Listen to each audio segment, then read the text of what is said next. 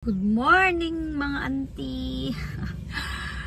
It's April 4 today and it's Friday guys. So, dito tayo sa airport.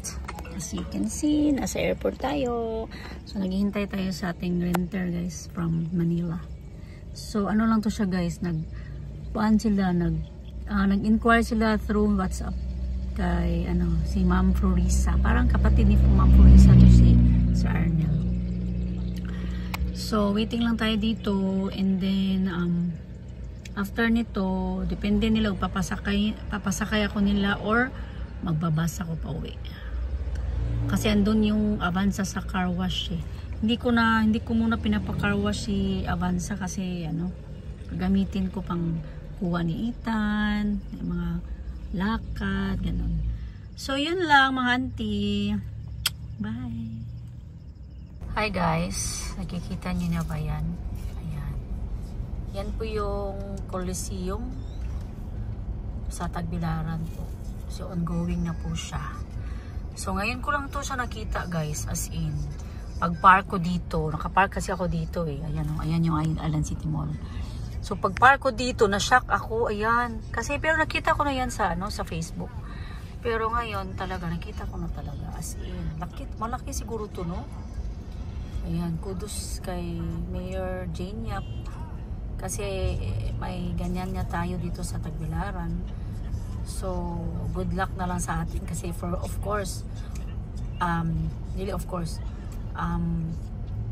sure yung taon yan, yung traffic dito sa Bohol. Parang traffic na talaga pag mag-open yan. Pero this is a good kuan talaga guys para sa mga bulanon kasi magagamit yan eh. So ayan lang, share ko lang sa inyo. Ito na po, malapit na. Malapit di pa, parang malayo-layo pa. Dami pang kulang yan, pero at least meron na. Hello guys, welcome to my YouTube channel. Welcome to my Facebook and my YouTube and my TikTok. This is my son. He's eating nuggets. So I'm just waiting for him. It's because we will go inside Island City Mall kasi I'm going to get my Alturas card. So and then I'm going to check something in Power Mac. So yun guys, kumakain pa si Ethan. Ay, speak English man no?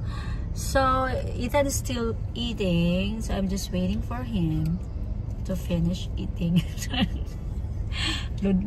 Luuran ako mag-English eh. And then today's weather is 32 degrees and it's so hot. So kinda hot. So we need a sunblock so that di maano yung mga face natin. Uy, Tagalog na naman. We're just practicing my English, And then after this, we're going to the grocery to buy sliced bread or some things. But tomorrow is our major grocery. So are you finished? Are you done, Ethan? He said he's done eating. So hi guys, pasok na kami sa Island City Mall. Today pala is April 4. It's Friday. So we're here at the Island City Mall. Ang saan ka? Ano yung kadong? Mag-uwan yung anak ko. So we're going to buy a Power Max ata. We're going to buy a lip balm for Mama Nilfa. Tingnan natin mamaya guys.